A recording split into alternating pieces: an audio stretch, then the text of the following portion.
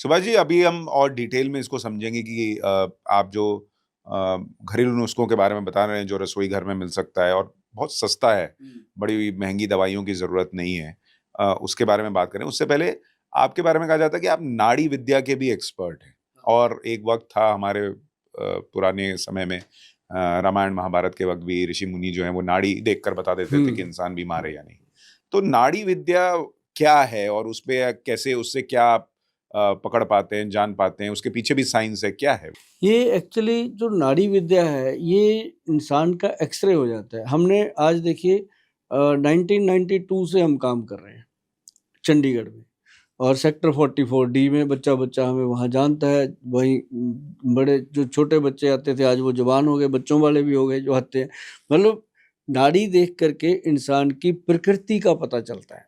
अभी जैसे वात, पित्त और कफ।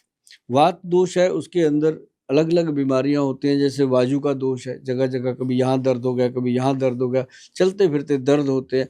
और जैसे पित्त दोष है, उसको माइग्रेन हो सकता है, उसको पित्त दोष के अंदर लीवर की प्रॉब्लम हो सकती है, लीवर के अंदर गर्मी की शिकायत, इस तरह की बहुत सारी बीमारियाँ। ऐसे ही कफ दोष है, जिसके अंदर रेशा, नाक के साथ बॉडी के पूरे रेशे डिस्टर्ब होते हैं। तो तीनों अगर दोष किसी के बैलेंस हैं, वो तंदुरुस्त इंसान है। वो रह तभी सकता है जब उसका खान-पान ठीक रहेगा।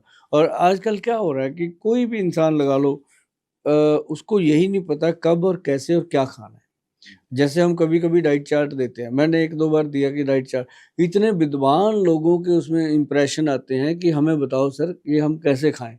मैं कहता हूँ यार अभी तक आप दुनिया को डंडा लेके पीट रहे हो, आपकी दुनिया मानती है, आपको ये नहीं पता कि पेट के अंदर डालना क्या है? तो मतलब कई बार ऐसा लगता है कि ये बहुत बड़ी अज्ञानता है और इसके लिए बहुत प्रचार की ज़रूरत है।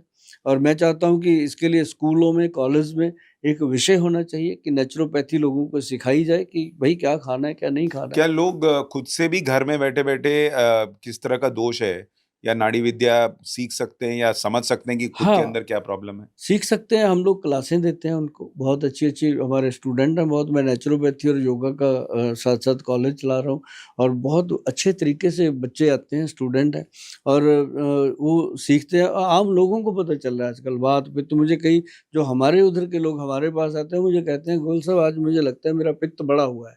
मतलब खुद बताते हैं।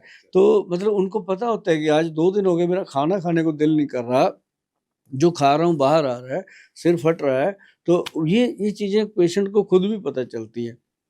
वायु दोष, वायुवादी का दोष, जैसे माँ की दाल, राजमा, आलू, चावल, जिसको ऐसी चीज़ें खाने से वाय बढ़ती है शरीर के अंदर, ऐंठन हो जाती है, पूरा शरीर अकड़ जाता है, तो समझिए आपका वात बिगड़ा हुआ है। उसके लिए आपको काली मिर्च, सूंठ और मग पीपल का पाउडर बनाना चाहिए और मटर के दाने जितना मुँह में रखो और चूसते रहो, एकदम ठीक होता है पेशेंट।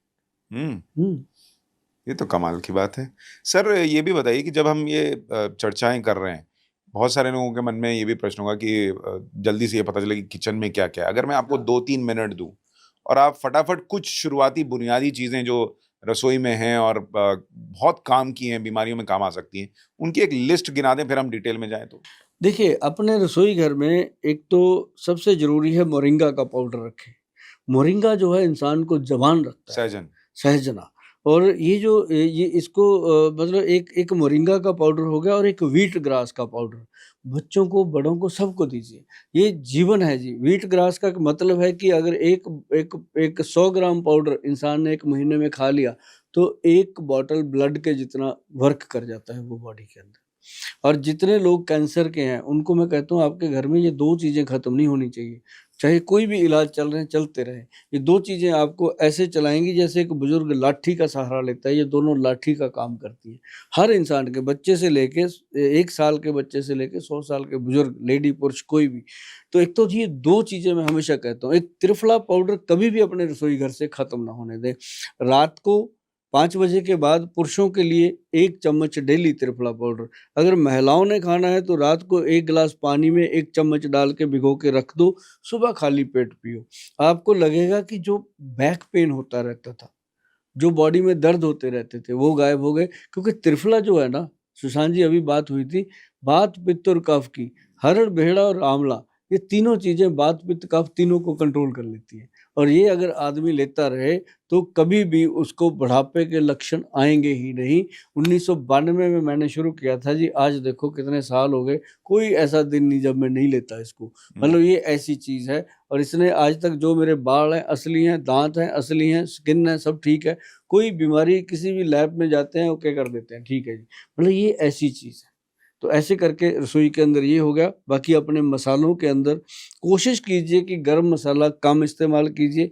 चीनी रसोई घर से बाहर निकाल के उसकी जगह पे आप देसी खांड जिसको बूरा बोलते हैं, बूरा खंड, वो बिल्कुल कैलोरी लेस होती है और उसका फ़ायदा होता है। गुड़ ला के रखिए, शक्कर ला के रखिए। देसी घी कभी ख़त्म ना होने दीजिए। कोई कोलेस्ट्रॉल नहीं बढ़ता, कुछ नहीं होता, देसी घी खाएँ। और साथ में आप अपनी रसोई घर के अंदर अगर सब्जियाँ बनाने के लिए कोई चीज़ यूज़ करते हो, देसी घी के बिना तो सरसों का तेल इस्तेमाल कीजिए। जो लोग रिफाइंड यूज़ करते हैं ना जी, उनके शरीर भी रिफाइंड जैसे हो जाते हैं और उनको बीमारियाँ तो लगती हैं, साथ-साथ उनकी हार्ट, ब्रेन, लिवर, किडनी सारी चीज़ें वीक होनी शुरू हो जाती हैं। क्योंकि ताकत जो है ना जी, वो कुदरत की दी हुई चीज़ में है। सरसों कुदरत ने दे रखी है, बादाम कुदरत ने दे रखे हैं और अगर आपके पास बहुत ज़्यादा पैसा है, भई आप बादाम का तेल खा लो, आप उसको जैतून का तेल खा लो, तो मतलब वो वाली चीज़ें खाओ जो शरीर का पोषण करती हैं। और जैसे नाखून है इनके अंदर जैसे-ऐसे करके बड़े आराम से आप सुबह-सुबह सरसों का तेल लगाओ, पैरों के और हाथों के नाखून को, आपको लगेगा कि ज़िंदगी में कोई नई ताज़गी आई है। छोटी-छोटी चीज़ें हैं सुशांत जी और लोग अगर करेंगे तो मुझे लगता नहीं कि कभी बीमार पड़ेंगे।